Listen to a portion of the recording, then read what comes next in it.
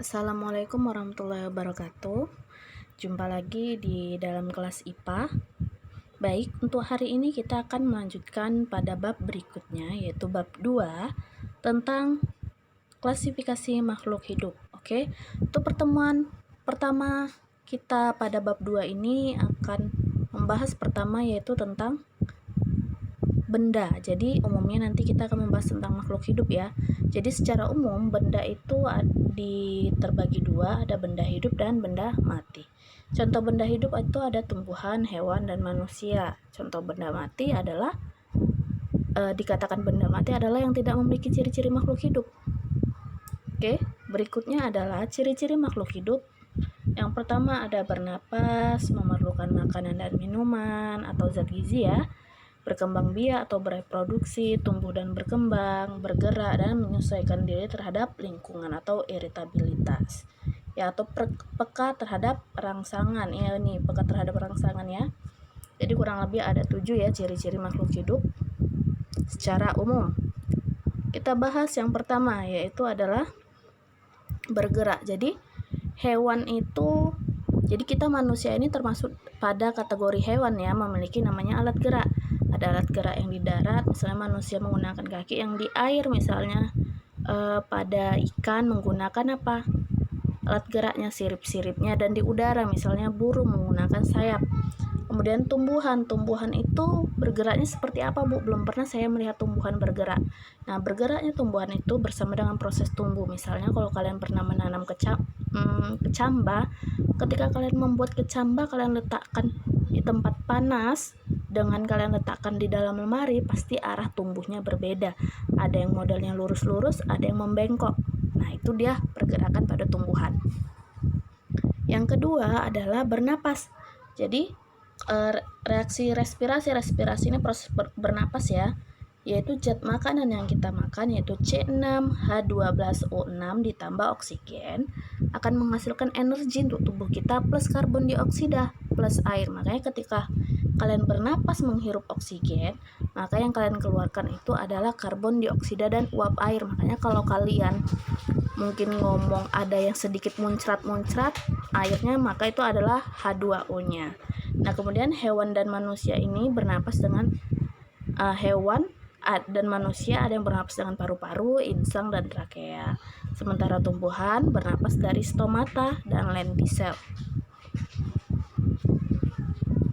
Nah, yang ketiga yaitu makhluk hidup memerlukan makanan. Berdasarkan jenis makanannya, hewan itu terbagi 3 ya. Mungkin ini udah umumnya pada tahu ya, ada hewan herbivora, pemakan tumbuhan, karnivora, pemakan hewan, omnivora, pemakan segalanya. Jadi kalau herbivora ini makan tumbuhan, misalnya seperti kambing, kuda. Kalau karnivora yang memakan daging, omnivora yang memakan segalanya. Contohnya adalah manusia. Beruang itu makan bambu. Panda ya yang makan bambu. Jadi panda itu makan bambu, tapi dia juga makan serangga-seranggaan juga. Atau seperti semut makan tumbuhan yang manis, tapi juga makan beras atau padi, tapi juga dia memakan seperti misalnya sisa roti, makan ikan juga dia makan. Kemudian tumbuhan itu, kalau ini tadi kan pada hewan ya atau manusia. Kalau pada hewan contohnya ada manusia ya, tadi kategorinya omnivora. Sedangkan tumbuhan dia memerlukan makanan berupa zat hara dan air. Jadi zat hara ini didapat dari suplemen pada tanah atau suplemen tambahan seperti pupuk. Nah, ini air juga. Nah, untuk makhluk hidup berdasarkan kemampuan menyusun makanannya dibagi 2, autotrop dan heterotrop. Auto itu artinya sendiri. Makanya ada kata autodidak, belajar sendiri. Autotrop, memasak sendiri atau membuat makanan sendiri. Jadi makhluk hidup yang bersifat autotrop itu cuma satu ya, yaitu tumbuhan.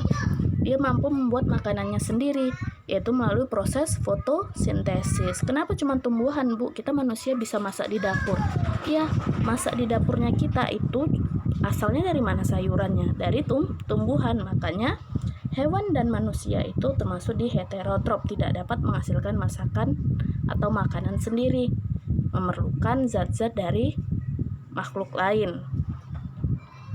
Kemudian mengeluarkan zat sisa atau ekskresi. Jadi manusia itu alat ekskresinya ada 4 ya. Nanti ini lebih dibahas di kelas 8. Kulit itu yang dikeluarkan keringat. Ginjal yang dikeluarkan apa? Urin. Paru-paru itu apa yang dikeluarkan? CO2 dan H2O. Hati apa? Cairan empedu. Nah, ini pada serangga ada bulu malpighi, cacing pada nefridium.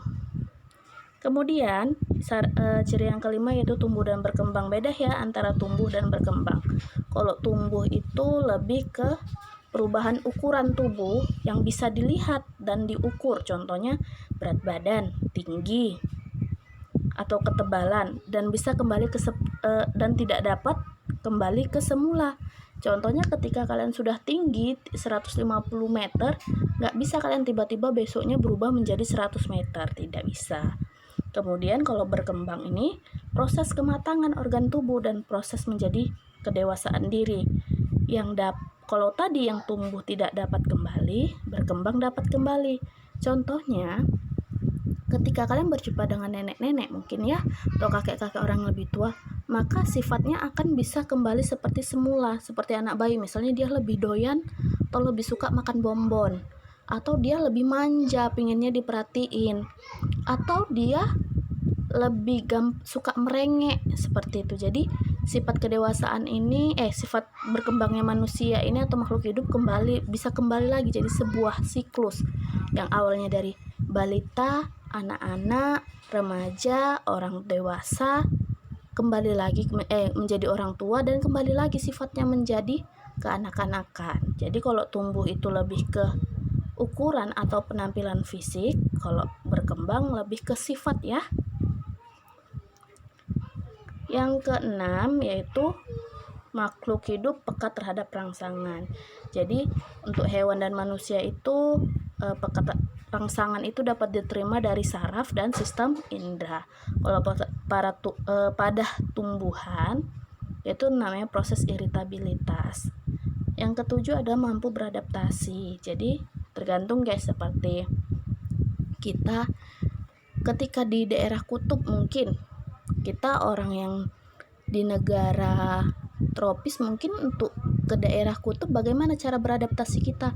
Mungkin dengan cara memakai jaket yang lebih tebal, kan seperti itu. Kemudian misalnya contohnya ini adalah pada hewan cumi-cumi yang mengeluarkan tinta untuk melindungi diri. Kalau pada tumbuhan itu misalnya pohon kaktus, kenapa jarang kita lihat pohon kaktus itu memiliki daun? Karena apa?